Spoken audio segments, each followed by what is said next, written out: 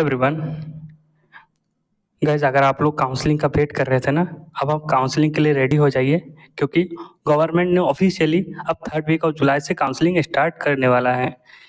तो काउंसलिंग क्या 3rd week of July से स्टार्ट होगा, इस पर हम चर्चा करेंगे। साथ ही साथ हम बात करते हैं कि रीनीट होगा कि नहीं, इस पर हम चर्चा कर लेते हैं, क्योंकि इसी के बेसिस पर आपका काउंसलिंग स्टार्ट होगा। वो 3rd वीक ऑफ जुलाई से होगा कि नहीं होगा, आपको क्लियर हो जाएगा। चलिए बात करते हैं। गवर्नमेंट ने जो एविडेंस सुप्रीम कोर्ट को हैंड ओवर किया, उसमें वो बोला गया है कि जो एविडेंस मिला है अब तक, उसमें ऐसा कोई मास लेवल पे पेपर लीक नहीं हुआ है। जज ने भी यही चीज़ रिपीट किया है। अगर मास लेवल पे पेपर लीक नहीं हुआ है तो 24 लाख बच्चों का दोबारा से नीट एग्ज़ाम करवाना उचित नहीं होगा। अब तक का क्या अपडेट रहा है, एनटीए ने फाइल रिस्पॉन्स दिया है सुप्रीम कोर्ट को। सुप्रीम कोर्ट के पास और सीबीआई का जो इन्वेस्टिगेशन चला, उसमें जो फाइल स्टेटस रिपोर्ट आया, उसको भी सुप्रीम कोर्ट की तरफ हैंड ओवर कर दिया गया।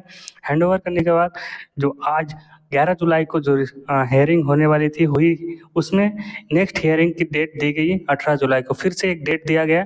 पहले आपका एक बार फर्स्ट जब हेयरिंग हुई, उससे क्लियर लग रहा था कि हाँ दोबारा से रीनीट होगा, ऐसा लग रहा था। लेकिन अब सेकेंड हेयरिंग के बाद इतना लग रहा है कि अब रीनीट होने का चांसेस बहुत ही घट चुका है, क्योंकि जिस तरह से सुप्रीम कोर्ट ने या गवर्नमेंट ने अपनी बातें रखी, तो उससे और सीबीआई रिपोर्ट के मुताबिक आपको एकदम क्लियर लग रहा है कि अब दोबारा से रीनीट होने का बहुत कम चांस है।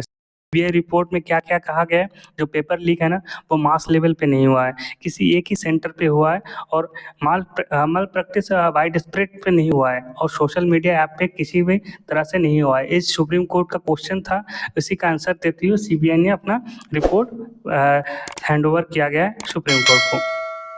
इससे चांसेस क्या है, लेस देन 1% रह गया है। अब बहुत कम चांस है कि दोबारा से रीनीट होगा। तो इससे क्लियर हो गया कि आप दोबारा से चांसेस बहुत कम है। 18 तारीख को सुनवाई होगी दोबारा से, और आपको ये क्लियर कर दूं, ना तो रीनीट दोबारा से होगा, और रीनीट कहीं ना कहीं बीच का रास्ता निकलने वाला है। इससे क्या हुआ कि स्टूडेंट का एक भरोसा था वो टूट चुका है बहुत। आईआईटी मद्रास में जो रिपोर्ट निकला था, उसमें कहा गया कोई बेल शेप ग्राफ नहीं आया है, जिससे कि ये पता चले कि मास लेवल पर डेटा मास लेवल पे लीक हुआ है। तो वो ये कह रहा है कि आप चाहे हमारा डेटा देख लीजिए, आप हमारा डेटा डॉक्यूमेंट देखिए।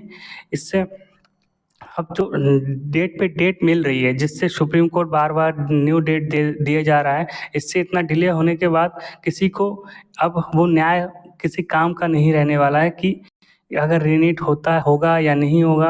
अब बिल्कुल भी होपलेस हो गए स्टूडेंट। 24 लाख बच्चे हमेशा जो हम ऑनलाइन बार बार देख रहे हैं, समय बर्बाद कर रहा है। इससे क्लियर हो गया है अब रीनीट नहीं होगा।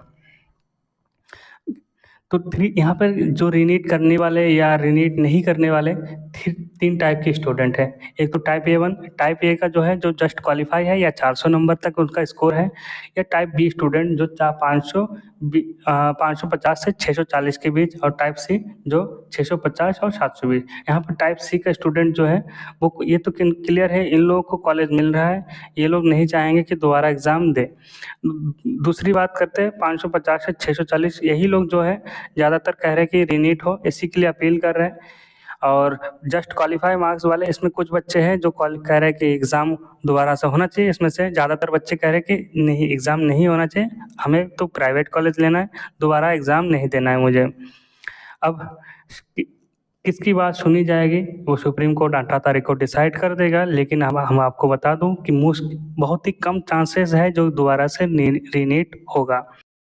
आप अपने काउंसलिंग को है तैयारी, अपनी काउंसलिंग को स्टार्ट कर दीजिए। एग्जैक्ट डेट अगर बता दूं, अगर 18 तारीख को सुनवाई होती है, उसमें जो भी डिसीजन आता है, अगर रीनीट नहीं होता है, रीनीट होने का चांसेस वैसे भी कम है, अगर नहीं होता है तो वो आपका जो है काउंसलिंग होगी 20 या 21 जुलाई से स्टार्ट हो जाएगी। ये आपका कंफर्म रहने वाला है इसी से। तो आप अपना डॉक्यूमेंट जितने भी हैं वो रेडी करके रखिए काउंसलिंग के लिए। जो जो कॉलेज आपको चाहिए, उस अगर आप इस बार आप एडमिशन लेना चाहते हो, अगर चाहे गवर्नमेंट या प्राइवेट, उसके लिए आप तैयार हो जाइए। और काउंसलिंग से रिलेटेड कोई भी इन्फॉर्मेशन चाहिए तो आप हमसे डायरेक्टली कांटेक्ट कर सकते हो। हमारा जो कांटेक्ट नंबर है वो डिस्क्रिप्शन में और डिस्प्ले पर भी शो हो रहा है। और हम लोग क्या करते हैं, हमारा जो पेड सर्विस है उसमें आप लेके अपना काउंसलिंग प्रोसेस कंप्लीट करवा सकते हो।